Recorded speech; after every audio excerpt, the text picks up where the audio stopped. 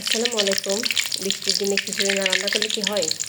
এই জন্য আজকে মুরগি গোশত রান্না করলাম। এখন খিচুড়ি রান্না করবো, এই জন্য তেলে আপনার গরম মশলা দিয়ে দিলাম, এতে পেঁয়াজ রসুন দিয়ে দিলাম,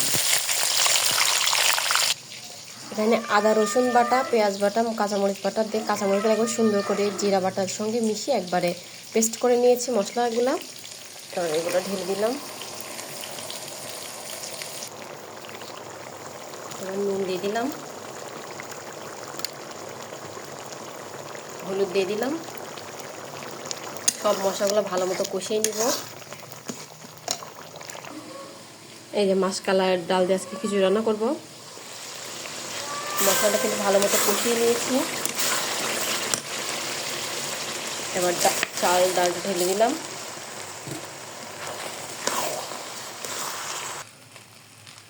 আজকে কিন্তু মাটির চুলাতে রান্না করতেছি।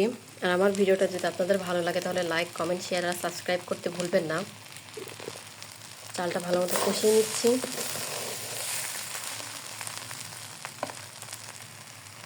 যাতে সব মশলার সঙ্গে মিশে যায় ভালো মতো। এবার খিচুড়িতে পানি দিয়ে দিব।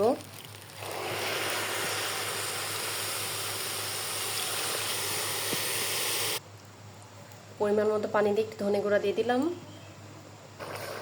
খিচুড়িতে এবার একটু জিরা গুঁড়া দিয়ে দিলাম,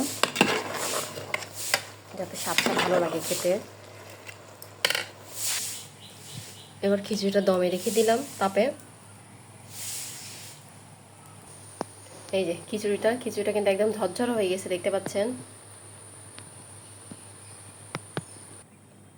এই তো এবার মুরগির গোশত দিয়ে খিচুড়িটা খাবো। কার কার এই খিচুড়িটা আর মুরগির গোশতটা ভালো লাগে অবশ্যই কমেন্টে জানাবেন। ধন্যবাদ সবাইকে।